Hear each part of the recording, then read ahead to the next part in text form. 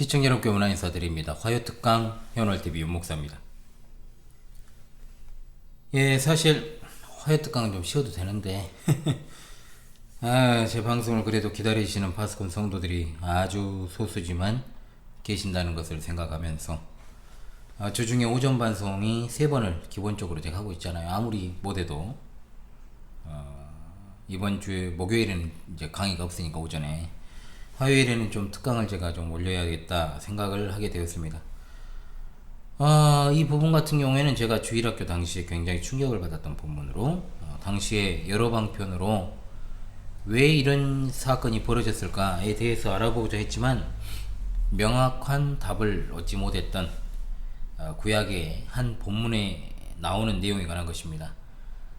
그것은 바로 열왕기 하 2장에 나오는 내용인데요. 이 말씀, 해당하는 말씀을 좀 읽어보도록 하겠습니다. 열왕기 하 2장 23절로 25절의 말씀입니다. 엘리사가 거기서 베델로 올라가더니 그가 길에서 올라갈 때에 작은 아이들이 성읍에서 나와 그를 조롱하여 이르되 대머리에 올라가라, 대머리에 올라가라 하는지라. 엘리사가 뒤로 돌이켜 그들을 보고 여호와의 이름으로 저주하매 곧 풀에서 암곰 둘이 나와서 아이들 중 42명을 찢었더라. 엘리사가 거기서부터 갈멜산으로 가고 거기서 사마리아로 돌아왔더라. 아멘.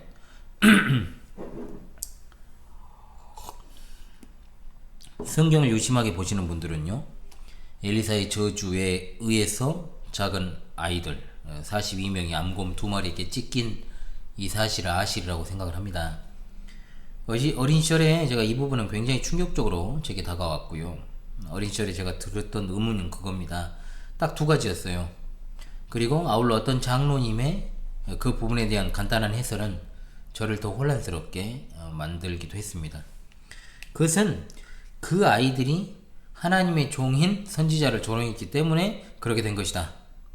그러면 당연히 저 어린 시절만 하더라도 교회 목사님에게 절대 복종하던 시기였기 때문에 선지자를 조롱한 이들이 이런 끔찍한 일을 당할 수 있었다면 오늘날에도 주의 종인 목사에게 대적하는 자들도 이런 끔찍한 벌을 받을 수 있겠다라는 식의 이야기를 해주셨죠.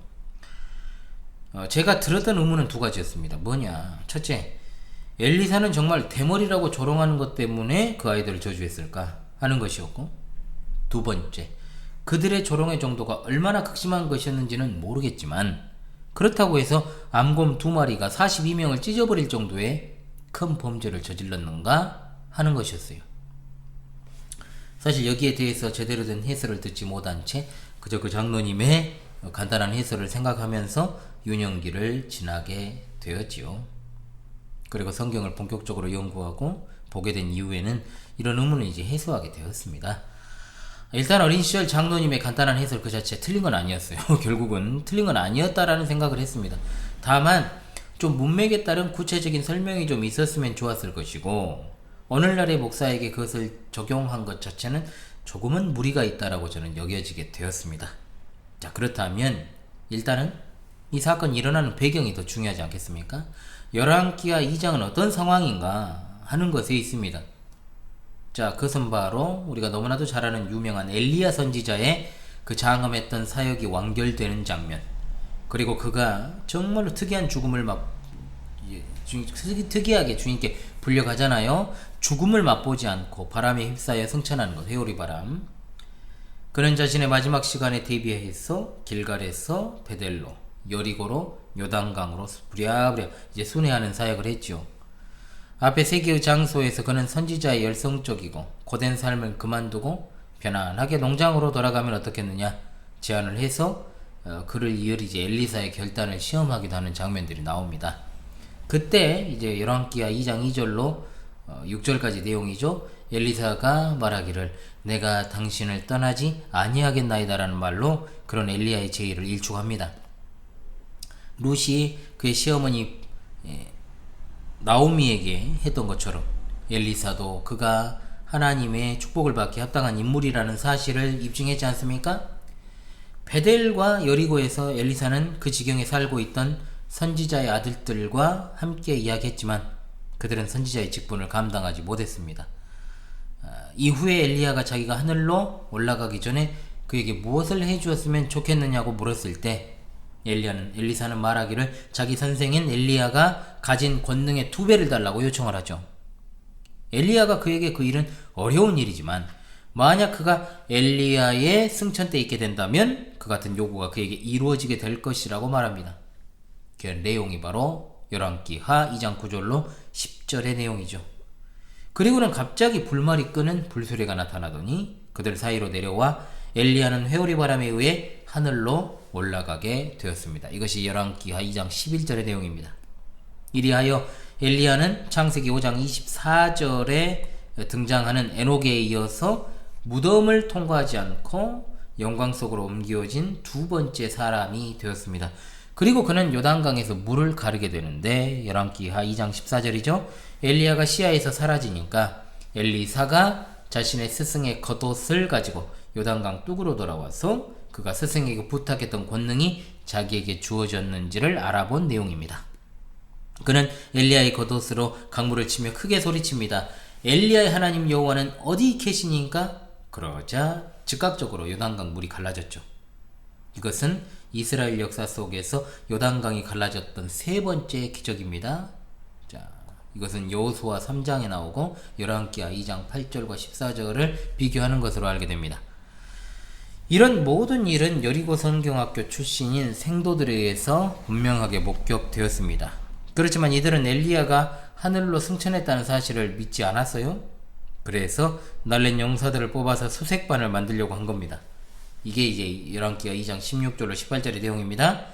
엘리사는 그들에게 말하기를 되풀이해가지고 가지 말라고 요청을 했습니다. 그러나 강청이 못 이겨서 엘리야의 몸을 찾는 수색 작업에 동의하게 되죠. 용사 50인이 전 지역을 3일 동안 뒤졌지만 마침내 찾지 못하고 중단하게 되었던 겁니다. 이제 엘리사는 자신이 부여받게 된 초자연적인 권능을 힘껏 한껏 발휘하게 되었습니다.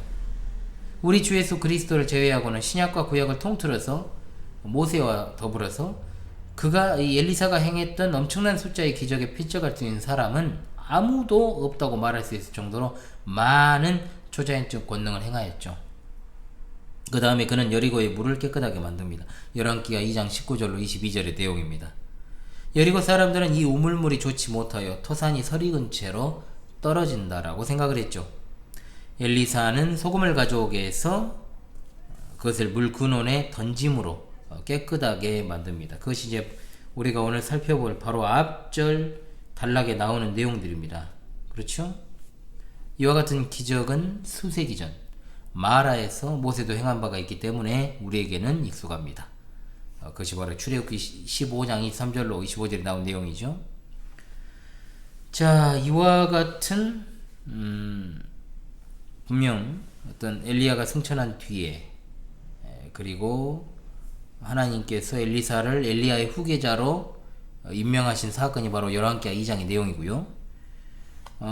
제가 이번 특강의 주제로 삼으려고 하는 본문은 바로 거기에 이어 등장하는 열왕기하 2장의 말미에 등장하는 3절로 이루어진 사건입니다. 개역개정 성경에 작은 아이들이 개역 성경에서는 이제 뭐로 되어 있습니까? 개역개정 작은 아이라고 되어 있죠. 자, 젊은 아이들이라고 개역 성경에 되어 있어요. 여러분, 작은 아이라면 통상 꼬맹이를 가리키는 것처럼 여겨지지 않습니까? 젊은 아이들이라고 하면 그래도 어느 정도 조금은 큰 청소년 이상을 좀 이야기하는 것 같죠. 그러나 기본적으로 어리다는 느낌을 지울 수가 없습니다. 자, 분명한 건 이들은 어린 아이들이 아니라 젊은 청년들입니다. 적게는 10대 후반에서 20대 젊은이들이죠. 청년들이 엘리사를 조롱하면서 했던 말은 대머리에 올라가라, 대머리여 올라가라. 물론 여기서 핵심은 대머리가 아니라 올라가라는 말이라고 볼 수 있는데요. 물론 여기서 그들이 말한 대머리라는 말이 어떤 의미에서 사용된 것인지를 살펴보는 것도 흥미로운데요. 일단 엘리사가 실제로 대머리였는지 아니었는지 여부는 중요하지 않고 그들이 올라가라고 했던 것은 분명히 이미 승천한 엘리사의 스승이었던 엘리야의 그 어떤 승천을 두고 비꼬는 말로 한 거예요. 즉 엘리야가 승천도 하지 않았는데 거짓말로 승천했다라고 소문을 퍼뜨렸다 조롱을 한 겁니다. 이건 어떤 일에 필적할 만한 일이냐면 마치 골고다 언덕에서 유대인들과 로마 군인들이 십자가에 달리신 예수님을 조롱하면서 십자가에서 내려오라는 말과 같은 거예요. 그들이 대머리라고 조롱한 것에는 분명 이유가 있을 것입니다. 여기는 몇 가지 이제 주장들이 있는데요. 일단 첫 번째로요. 엘리사가 실제로 대머리였다라고 보는 거죠. 자, 그러면 그들은 일단 엘리사에게 인신공격을 한 거죠. 그렇잖아요. 실제 대머리인데 대머리라고 불렀다. 그리고 두 번째, 엘리사가 선지자로 구별되었음을 보여주기 위한 머리털을 민 상태였다라고 보는 겁니다. 자, 이 경우에 그들의 조롱은 엘리사의 선지자됨에 대해서 모욕한 것이 될 수 있겠죠. 그러나 율법에는 인위적으로 머리를 깎아 대머리가 되게 하는 것은 가나안 족속의 제의적 풍습이었기에 금했습니다. 그래서 이것은 좀 신빙성이 떨어진다라고 볼 수 있죠. 그리고 세 번째입니다. 엘리사가 실제 대머리가 아니었음에도 그를 멸시하고 조롱하기 위해 대머리라고 불렀다는 겁니다. 우리식으로 말하면 대머리 깎아라 했다는 거죠. 그런 차원에서 대머리라는 욕설이 가지고 있는 고대 의미, 병으로 인해서 머리가 벗겨진 나병 환자를 가리키는 말, 굉장히 모욕적인 욕설이었고 그랬던 것을 볼 때 세 번째가 유력하다라고 볼 수 있습니다.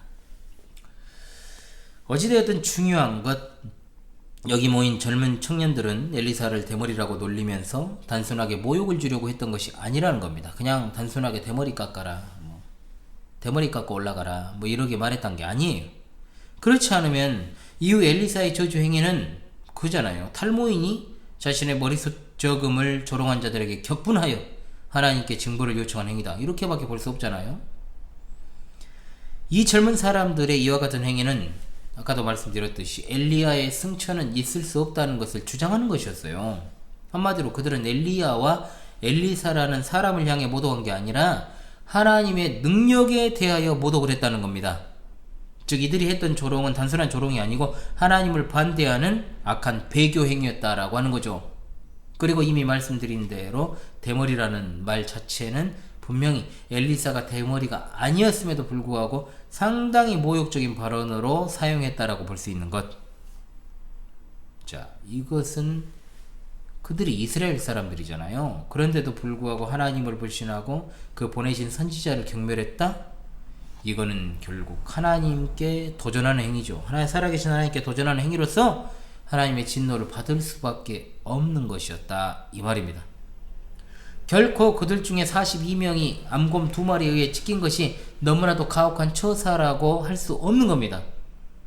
오늘날에도 하나님께서는 살아계십니다. 그러므로 선악간의 공의로 판단하시며 때로는 심판과 진노를 직접적으로 간접적으로 내리시기도 합니다. 우리가 한번 생각해 볼 게 있어요. 자, 이 시대가 얼마나 개판 5분 전인가를 우리가 한번 생각해 보자는 차원입니다. 사람들 간에도 어때요? 감정 싸움으로 어떤 싸움이 번지거나 그렇게 될 것도 아닌데 서로 간에 어떤 자기가 모욕을 당했다고 여겨지면, 달콤한 인생이란 영화에서 굉장히 유명한 이제 김영철 배우의 그 대사가 있잖아요.